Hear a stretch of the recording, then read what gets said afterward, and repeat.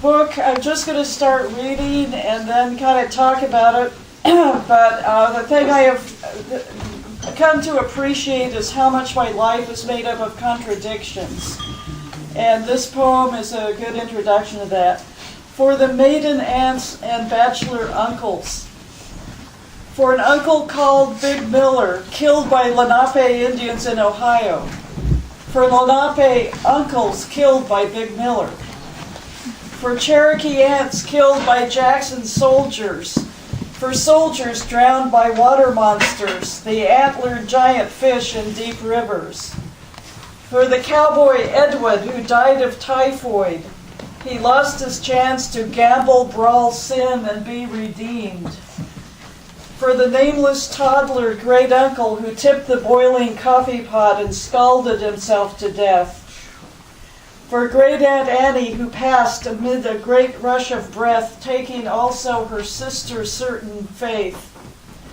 For those dead from snakebite, pox, frostbite, horse kick, stampede, cholera, gunshot, grass fire, and bad water.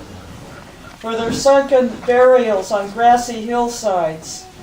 Dawn sunlight erases chiseled names and embellishments of white marble roses.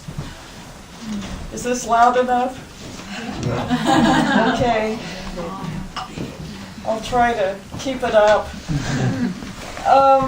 I did not come from necessarily genteel people. And I was in my my parents' hometown, Newton, Kansas, which was known for gunfighting, by the way.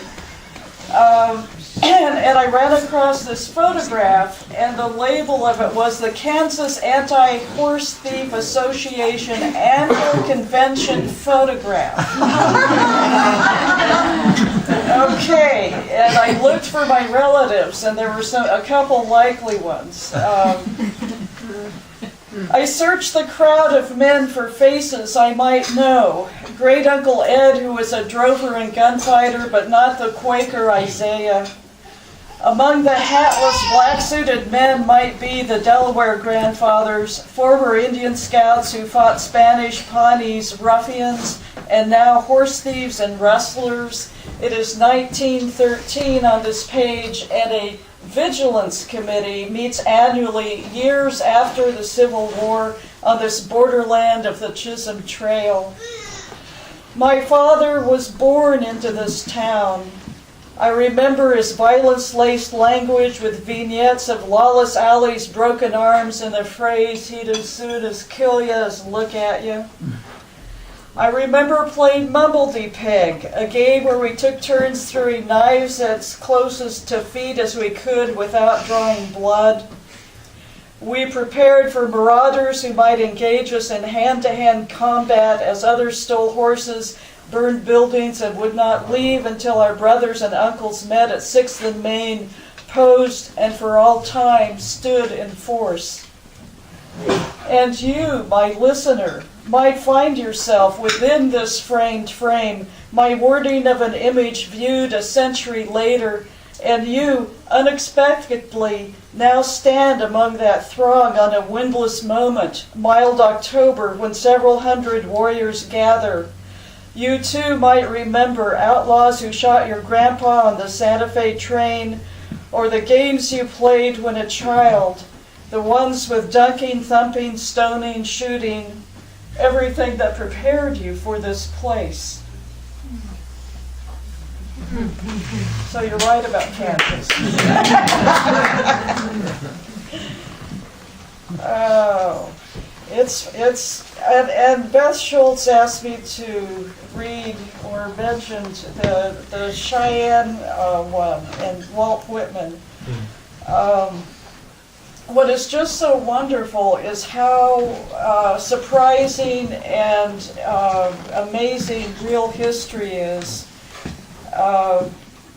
I've been doing research and found that the Walt Whitman was in Lawrence, 1879, and at that time Six Cheyenne men who were the remnants of the Fort Robinson breakout, who had survived a terrible ordeal and killing, were imprisoned in Douglas County Jail. And eventually they had a fair trial and were released. And when they were released, they went they were sent to Indian Territory, but eventually they were sent back up. They were allowed to go back to Montana, where they helped found the Northern Cheyenne Reservation. So in the meantime, while they were in the Douglas County Jail, people got kind of interested in their story. There were a lot of newspaper interviews. They became celebrities and went to the circus. And all of this is in the Lawrence newspapers. And did Brian get to write poetry? I think so. I think Brian Daldorf, the predecessor, gave him a workshop there. And then at the end of it all, they took a photograph of him. The families came up and they were released. So along the way, Walt Whitman came to town for another occasion, and he used to work for the Department of Interior, which the Bureau of Indian Affairs was under the DOI. So he went down to visit them. Walt Whitman and the Cheyenne Prisoners of War, Lawrence, September 15th, 1879. He wears a flowing, open-necked shirt, and like Cheyenne men, he wears long hair. He carefully birdwalks with a cane, maybe faint from the heat or his illness. The stone jailhouse is unexpectedly stuffy, so they sit outside for the breeze.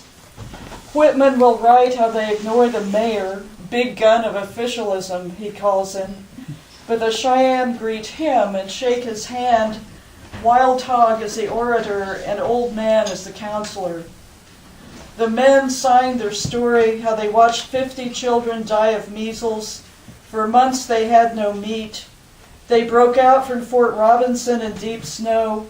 The men were all shot except these few.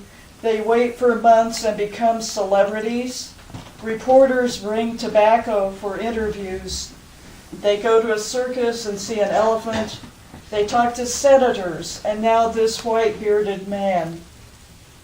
Whitman does not understand their precise gestures, but he remembers his Indian Affairs job and how he visited Cheyenne Indians at their hotel. I had the good luck to be invariably received and treated by all of them in their most cordial manner, Whitman writes, how they know the difference about him apart from words. Whitman will describe that topography of your western central world, that vast something stretching out. For court, the wives and daughters arrive, the girls modest in red shawls. A reporter writes of their beauty. They sit outside the jail, pray and smoke. The judge will give his verdict, not guilty. The men will return north to the homeland and renew their hold on existence. Wild Hog, Old Man, Blacksmith, Tangled Hair, Left Hand, Porcupine, Crow.